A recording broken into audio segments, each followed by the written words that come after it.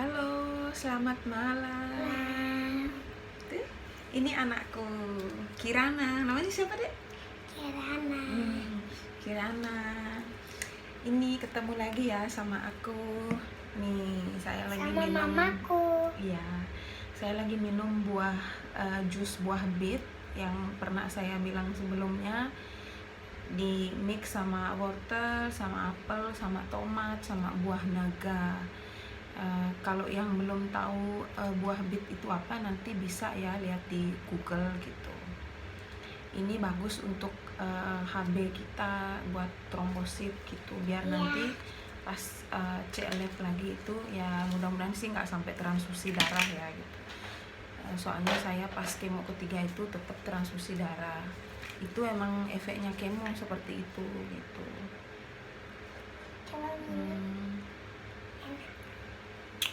Buat teman-teman yang lagi berjuang, yang lagi mungkin sekarang lagi kemoterapi atau mungkin lagi sakit-sakitan, jangan takut ya ke dokter gitu, ngikutin aja apa yang dibilang dokter gitu. Nih saya mau cerita ya, kemarin saya ketemu teman baru itu di rumah sakit. Itu juga pengalamannya sama seperti saya. Sebelum ke dokter itu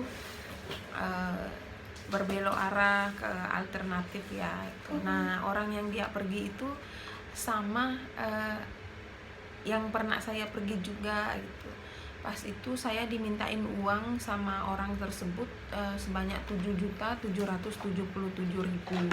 Tapi saya nggak mau gitu, karena suami saya bukan nggak percaya ya, cuman suami saya itu orangnya gimana ya, agak gimana gitu sama pengobatan kayak gitu. Soalnya orang itu juga kayak sok hebat gitu ya, kayak seakan-akan tuh dia kayak melebihi Tuhan gitu.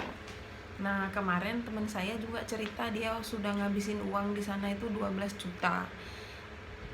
Tahu-taunya sekarang dia malah sakit-sakitan, dan kankernya dia itu sekarang udah menjadi stadium 3B, udah menyebar sampai ke ginjal sekarang. Nah, itu yang harus hati-hati loh ya. Halo. Boleh kok kalau kalian mau ngikutin alternatif atau minum-minum herbal itu boleh. Kalau mau minum herbal sih mending herbal yang kita tahu ya, kayak itu dari akar kayu, dari rumput gitu. Dari rumput gitu, atau daun-daun apapun itu yang mungkin ada di sekitar rumah kita atau di kebun kita, itu ya minum aja. Tapi harus ke dokter juga, karena yang tahu dalamnya itu dokter gitu. Terus kalau kanker sudah ganas, Anda jangan gini loh, jangan berbelok arah gitu. Karena kalau udah ganas itu 2 atau 3 bulan itu dia cepat sekali menyebar gitu. Mungkin kalau kankernya jinak dengan herbal, dengan alternatif mungkin dia bisa sembuh gitu atau mengecil. Tapi kalau ganas itu sama sekali kita harus ke dokter gitu, harus percaya sama dokter dan percaya sama Tuhan gitu. Nah, ini saya udah selesai loh, udah seminggu setelah kemo. Kemarin saya udah kontrol lagi ke dokter.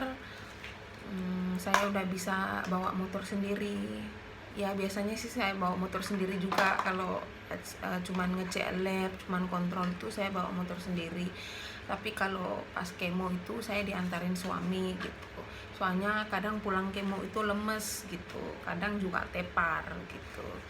Tapi sekarang ya udah kayak gini, udah ceria lagi, udah bisa jalan-jalan juga gitu. Buat yang lagi jalanin kemo tetap semangat, jangan takut ya. Nanti saya juga tanggal 2 saya cek lab, terus saya tanggal 7 kemo lagi yang kelima. Minta doanya semuanya ya buat saya gitu. Semoga kemo yang kelima saya nggak tepar gitu, nggak mual, nggak pusing gitu ya. Ya sebenarnya sih kalau dibilang saya semangatnya tinggi, iya semangatnya tinggi, tapi juga kadang down juga pas selesai kemo itu, karena setiap tahap kemo itu efeknya beda-beda. Kadang kemo keempat dia mual atau pusing, ntar kemo kelima ya nggak tahu lagi apa itu gitu efeknya. Terus kita juga harus selalu komunikasi sama dokter kayak gitu. Nah, kalau udah kena kanker ganas, kalau bisa makanan kita juga harus dijaga gitu. Tapi kalau pas kemo ya kita makan apa aja, cuman yang kalau ada yang pengawetnya itu kayak mie instan atau yang kayak ada pengawetnya itu ya harus dikurangin. Saya aja kalau makan mie instan pasti saya WA dokternya, boleh apa enggak dok saya makan ini, kepengen sekali gitu. Ya dokternya sih nyuruh boleh makan ya sebulan sekali gitu kan, tapi bumbu-bumbunya itu harus dikurangin, harus banyak taruh sayur-sayuran seperti itu gitu. Ya dijalanin aja lah. Aku kalau saya ya saya happy loh. Maksudnya saya sekarang udah mau tahap kelima gitu. Ya emang sih belum, dokternya juga nggak bisa bilang udah sembuh gitu. Kalau dokter seperti itu, dia cuman bilang kita berdoa sama Tuhan gitu. Mereka cuman perantara dari Tuhan aja gitu. Jadi Tuhan yang menentukan kita nanti seperti apa gitu. Saya percaya sekali sama Tuhan. Selama ini juga berkat penyertaan Tuhan saya bisa sampai di tahap sekarang, dari operasi sampai sekarang, dan saya selalu ketemu dokter yang baik, perawat yang baik. Mungkin jalannya saya seperti itu. Kadang setiap kali saya ke rumah sakit itu mau saya, kalau dulu ya pas transfusi darah itu ya orang-orang sih yang pegawai di sana sih agak heran ya, kadang ditanya gitu, maaf Bu, yang mau dirawat inap itu siapa gitu, padahal kan saya di depannya dia gitu. Ya saya lah Mbak, tak gituin. Oh mbaknya kok seperti bukan orang sakit gitu. Ya sebenarnya sih sakit ya, cuman kita nggak boleh lemas, nggak boleh lemah. Kalau kita lemah itu penyakit tuh makin seneng dia gitu. Mending kita happy aja, anggap aja kita nggak sakit, anggap aja pas kita masih sehat-sehat itu, walaupun kadang-kadang kita juga down gitu, kita juga lemas gitu, kayak gitu. Ya pesan saya sih buat yang sekarang mungkin yang seperti saya, lihat aja saya lo happy, saya bahagia, apalagi suami saya dan anak saya juga mendukung selama pengobatan saya.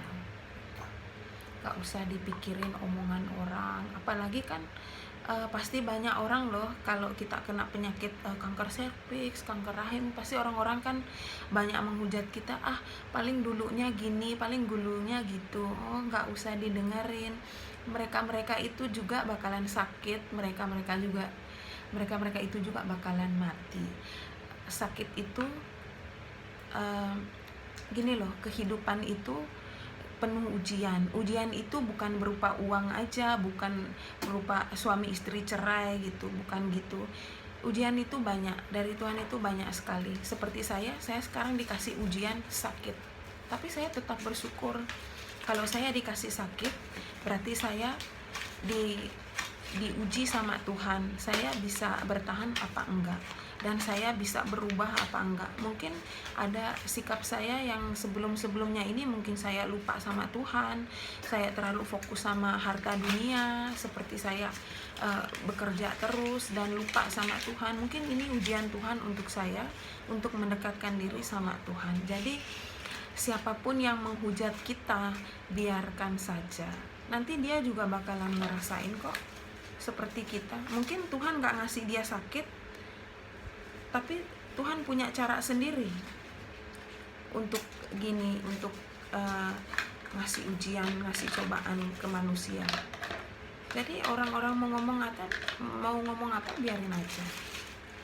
Kalau saya Ya, saya sih nggak bisa bahasa Inggris ya, tapi saya cuma mau bilang I don't care.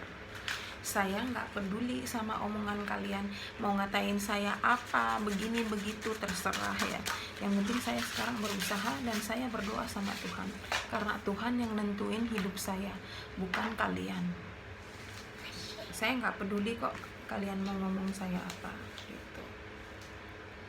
Intinya buat yang lagi yang berjuang kanker, apalagi yang buat untuk perempuan-perempuan di luar sana yang mungkin juga kena kanker rahim, kanker serviks, ovarium dan segala macam yang menyangkut rahim kita. Sabar aja apapun itu. Jangan dengerin apa kata orang dan ingat harus tetap ke dokter. Nanti saya bakalan upload video terus ya. Mungkin nanti setelah pas saya kemo atau setelah saya kemo kelima. Ya, kita sama-sama berdoa ya, semoga kita semua dikasih kesehatan sama yang di atas, dan juga bisa melewati cobaan-cobaan yang diberikannya. Amin. Sampai di sini dulu.